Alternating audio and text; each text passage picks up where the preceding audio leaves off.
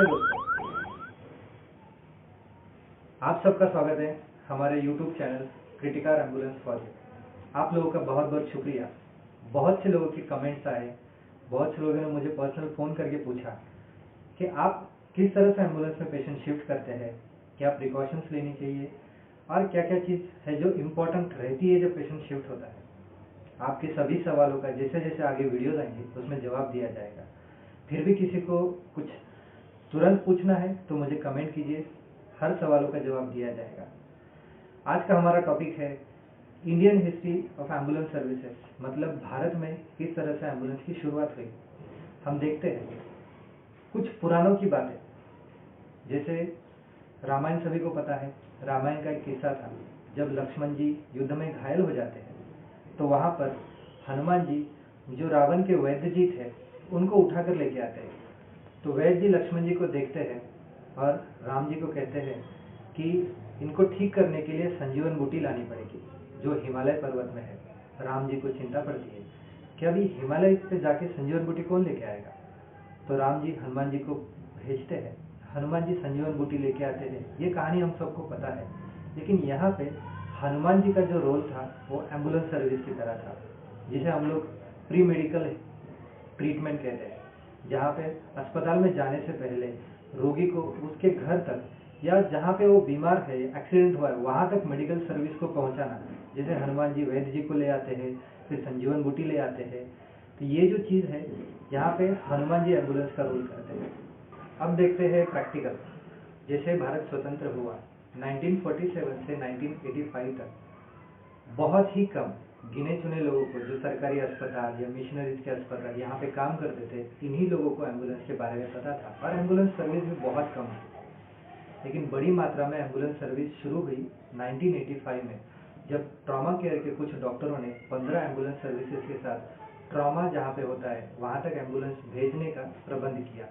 इसकी शुरुआत होती है मुंबई म्यूनिसिपल कॉरपोरेशन के साथ। फिर 1985 का वो दौर चला गया।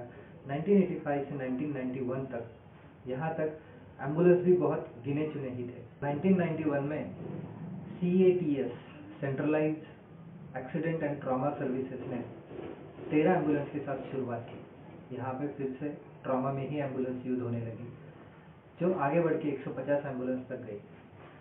उसके बाद 1994, 1995, 1996 कुछ सरकारी अस्पताल, कुछ मिशनरीज के अस्पताल, जैसे क्रिश्चियन मेडिकल कॉलेज या वेल्लोर, चेन्नई से Sundaram college, Shri Ramchandra medical college अस्पताल, इन लोगों ने एम्बुलेंस सर्विस को अपने कैजुअल्टी डिपार्टमेंट यानी अपघात विभाग के साथ जोड़ा, जो आगे चल के, मतलब कोई रोगी अगर घर पे किसी को तकलीफ होती है या किसी पेशेंट को घर ले जाके छोड़ना है तो इनके कैजुअल्टी से ही ये सब चीज़ें होने लगी।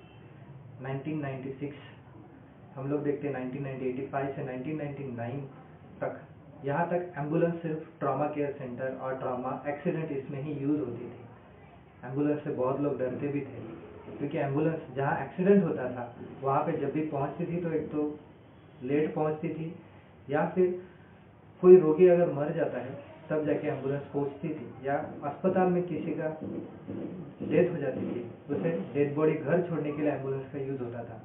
इसीलिए बहुत से लोग एम्बुलेंस सर्विस को डरते भी थे। लेकिन 1999 ये जो साल था, ये साल एम्बुलेंस सर्विस यानी इमरजेंसी मेडिकल सर्विसेज चेंज करने वाला सबसे बड़ा साल था। यहाँ पे पूना बेस्ड डॉक्टर प्रसाद राजहंस, जिन्होंने एम्बुलेंस सर्विसेज को एक नया आयाम दिया। इन्होंने पहली बार एम्बुलेंस ट्रॉमा केयर सेंटर छोड़ के कार्डियक केसेस, यानी किसी को दिल का दौरा गिरता है, किसी को चेस्ट पेन होता है, ऐसे केसेस को जल्दी से जल्दी अगर ट्रीटमेंट मिल जाए तो ऐसे लोग बहुत ज़्यादा बचने के चांसेस रहते हैं, क्योंकि हार्ट अटैक आने के बाद हमें बहुत कम वक्त मिलता है। इसलिए प्रसाद राजहंस सर ने 3 एम्बुलेंसेज के साथ शुरुआत करके संजीवन अस्पताल को संलग्नित रख के एक कार्डियक केयर के लिए पुणे हार्ट ब्रिगेड नाम से एक संस्था शुरू की, जो आगे पुणे के सभी अस्पतालों में सेवा देने लगी। यहाँ पे होता ऐसा था कि बहुत रोगी जिन्हें घर में, ऑफिस में या काम करते हुए चेस्ट पेन होता था, तो इमरजेंसी सर्विस के लिए कार्डियक केयर बहुत जल्दी पहुँच जाती थी। ये वक्त भारत के एम्बुलेंस सर्विसेज को पूरी तरह से बदलने वाला था, क्योंकि 1999 में इमरजेंसी मेडिकल सर्विसेज द्वारा एमकॉन नाम से एक कॉन्फ्रेंस अरेंज की गई, जो अरेंज की थी हैदराबाद बेस्ड अपोलो ग्रुप ने। ये साल था अपोलो ग्रुप ने और बाकी सभी भारत के जितने भी इमरजेंसी मेडिसिन प्रैक्टिस करने वाले डॉक्टर्स थे, उन्होंने सोचा कि भारत में ऐसे कोई एम्बुलेंस सर्विस शुरू कर सकते हैं। पर बहुत मंथन हुआ। फिर अपोलो ग्रुप जैसे ही हैदराबाद चला गया, उन्होंने 1066 नाम से एक एम्बुलेंस सर्विस शुरू की, जो हैदराबाद आंध्र प्रदेश के कुछ जिलों में सेवा देने लगी। उसी दौरान इधर पूना में प्रसाद राजहंस सर ने सोचा कि जैसे अमेरिका या बाकी के देश है, वहाँ पे जैसे पैरामेडिक्स उसमें काम करते हैं, तो भारत में ऐसा कुछ किया जाए।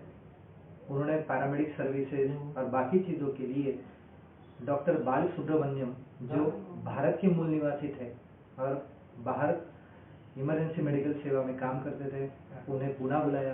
पूना में इमरजेंसी मेडिकल काउंसिल बनाई गई और बाल सुब्रमण्यम सर, इनके अंडर प्रसाद राजहंस सर और इमरजेंसी मेडिकल काउंसिल के साथ एक रिसर्च किया गया, भारत में किस तरह से एम्बुलेंस सर्विसेज को चलाया जाए।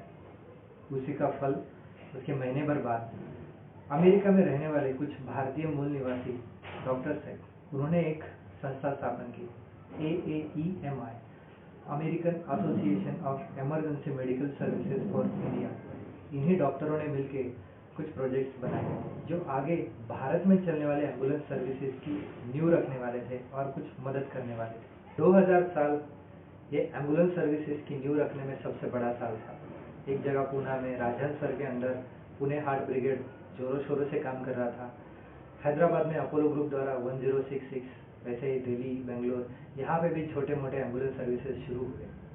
लेकिन 2002 साल आया, यहाँ पे हाईवे पर ट्रॉमा केयर सेंटर के इमरजेंसी मेडिकल सर्विसेज शुरू हुई, जिन्होंने लगभग 5000 किलोमीटर का रोड पूरी तरह से इमरजेंसी मेडिकल सर्विसेज के अंडर ले लिया। हम लोग जब भी घूमने जाते हैं तो हम हाईवे पे देखते हैं इमरजेंसी या एक्सीडेंट होने के बाद कांटेक्ट करने का नंबर। ये जो नंबर था, ये नंबर ने बहुत लोगों की जान बचाई, जिन्होंने एम्बुलेंस सर्विसेज में बहुत बड़ा रोल अदा किया। 2000 के बाद 2002 हाईवे, उसी तरह से 2002 से 2005 तक बहुत से प्राइवेट मिशनरीज, क्लब, एसोसिएशन द्वारा 1, 2, 10, 15 ऐसे एम्बुलेंस सर्विसेज शुरू हुई, जैसे रोटरी क्लब, लायंस क्लब, ऐसे ही बहुत संस्थाएं काम करने लगी, म्यूनिसिपल कॉरपोरेशन। लेकिन भारत सरकार द्वारा स्थापन की जाए ऐसे कोई एम्बुलेंस सर्विस नहीं थी।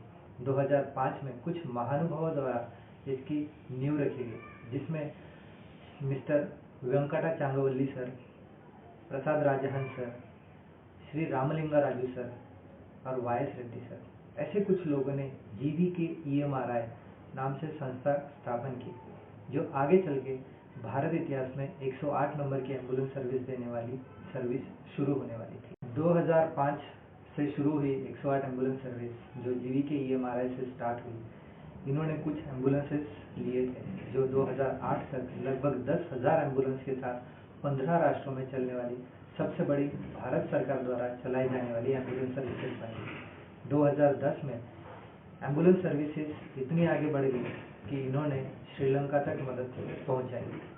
दोस्तों, दो तरह के एम्बुलेंसेस हम लोग देखते हैं, एक है प्राइवेट और एक 108 जो गवर्नमेंट द्वारा चलाई जाती है। भारत सरकार द्वारा चलाई जाने वाली 108 एम्बुलेंस सर्विस कुछ जगह पे 102, कुछ जगह पे 112 नाम से भी जानी जाती है, जो नेशनल हेल्थ मिनिस्ट्री के अंदर आती है, जहाँ पे प्रेग्नेंट स्त्रियों के लिए अलग से एम्बुलेंस सर्विस दी जाती है, बच्चों के लिए अलग से दी जाती है।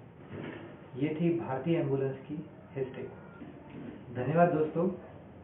आप लोगों को हमारा वीडियो कैसे लगा बिल्कुल कमेंट कीजिए, चैनल को सब्सक्राइब कीजिए। स्वस्थ रहिए, वैक्सीनेशन चल रहा है, कोविड का वैक्सीन लीजिए, मास्क लगाइए और सोशल डिस्टेंस रखिए। धन्यवाद।